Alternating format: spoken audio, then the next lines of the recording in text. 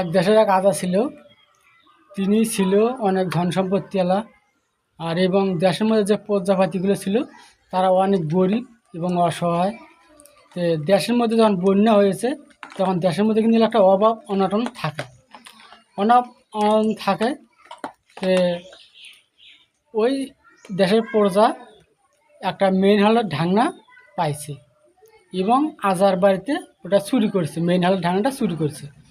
চুরি করার পরিবর্তিতে এখন কেউ শিকার হয় না।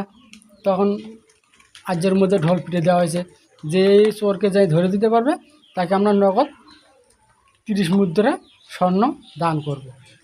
তো এই কথা বলে এখন সবাই তো খোঁজাখুঁজি করতেছে, কেউ তো চুরি করেনি। তো যাই চুরি করছে তাই চুপচাপই আছে।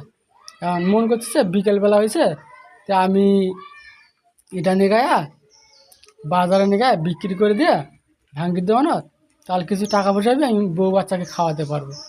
তো এই কথা বললে নিয়ে গিয়েছে ব্যাগের ভেতর করে, এবং যাওয়ার পরে যে দোকানে বেচবে সেই দোকানদার ওনাকে ধরে দিয়েছে। ধরে দিলে পান্তর এখন আজা মশাইয়ের কাছে নিয়ে গেছে হাত পা বাঁধে, এবং আজা মশাই তাকে মৃত্যুদণ্ড ঘোষণা করছে এবং তার ওটাই প্রাপ্ত সাজা। তো এই কথা মন করে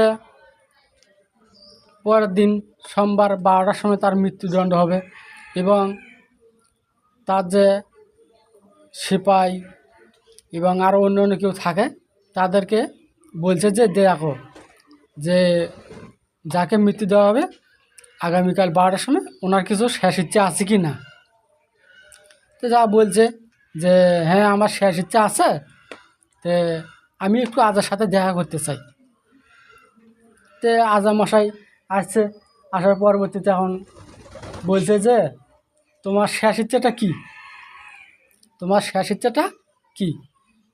তো বলছে যে আমার শেষ ইচ্ছা আজা মশাইয়ের সাথে একটু দেখা করা এবং খুব জরুরি, তার সাথে আমি কিছু কথা বলবো। তো এই কথা যখন মনে করছে তো আজা মশাইয়ের কাছে এই খবরটা দিয়ে দিয়েছে পৌরি। যাওয়ার পরে আজা মশাই আসছে, তো বলছে বালক তোমার শেষ ইচ্ছাটা কি আমাকে একটু বলো, তোমার আজকে 12টার সময় তখন মৃত্যুদণ্ড হবে। তো বলছে আজা মশাই আপনার দেশে তো অনেক অভাব অনটন, তা আমার কাছে একটা বিষ আছে, এই বিষটা যদি গোপন করতেন তাহলে আপনার রাজ্যতে কোনো অভাব অনটন থাকতো না। তো বলছে তাহলে আচ্ছা হোক দেন, আমাকে বিষটা দেন। আজা মশাই হাতে বিষটা দিছে। দেওয়ার পর চোরে বলছে যে আজা মশাই